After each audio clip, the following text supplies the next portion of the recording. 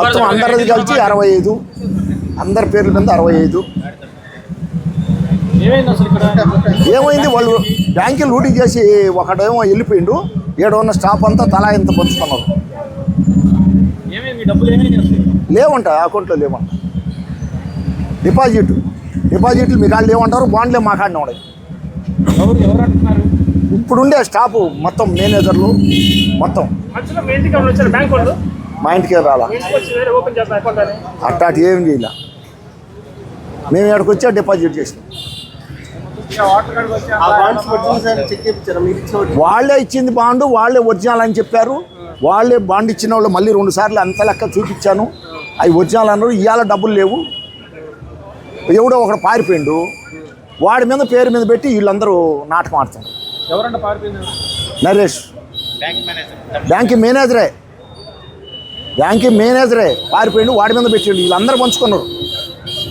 నా ఒక్కడే కాదు, దాదాపు నర్సాపేటలో వాళ్ళు చెప్పడం ఏంది, లోపల ఉండే స్టాఫ్ చెప్పడం 10 కోట్లు ఉందంట. ఉన్నారు, ఒక 10 మంది పైన ఉన్నారు లోపల. ఫిక్స్డ్ చేసి నెల వడ్డీ పడేటట్టు చేసాం మా అకౌంట్లో. మాకు నెల 15 రోజుల నుంచి వడ్డీ రావట్లేదు. క్లియర్గా వచ్చి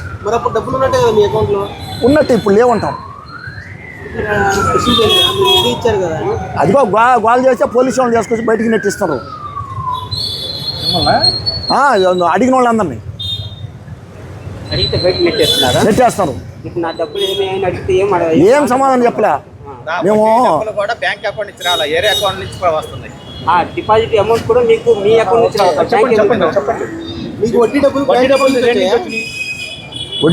వడ్డీ ఇప్పుడు మీరు డిపాజిట్ బ్యాంక్ లో చేశారు కదా, బ్యాంక్ నుంచి మీకు వడ్డీ వస్తుందా? ఏరే అకౌంట్ నుంచి చేశారు. అడిగితే వాళ్ళు ఏమి వింటుండ్రా, వాళ్ళు ఏమి సమాధానం చెప్తుండ్రా. మీకు ఎవరైతే ఉద్యోగి మీ చేత డిపాజిట్ చేయించారో వారి నిధులు మీ ఓటీపీ ద్వారానే మరలించారు, మిమ్మల్ని ఎక్కువ ఆశ వడ్డీ చూపి అంటారు, అది నిజమేనా? వడ్డీ ఆశయం ఎక్కువ చూపించలేదు, ఏం లేదు. డిపాజిట్ చేశారు, అది మాయం చేసేసారు. వాడు ఎవడో ఒకడు కాని రాకుండా వెళ్ళిపోయిండు, అందరూ పంచుకున్నారు. అది బ్యాంకేనండి. బ్యాంకులో ప్రతి ఒక్కడు దొంగతనాలు చేయటమే సరిపోయింది. ఐసిఐసిఐ బ్యాంకులో ఒక్కదే కాదు, విజయవాడ అంటే చిలకలూరిపేట ఇది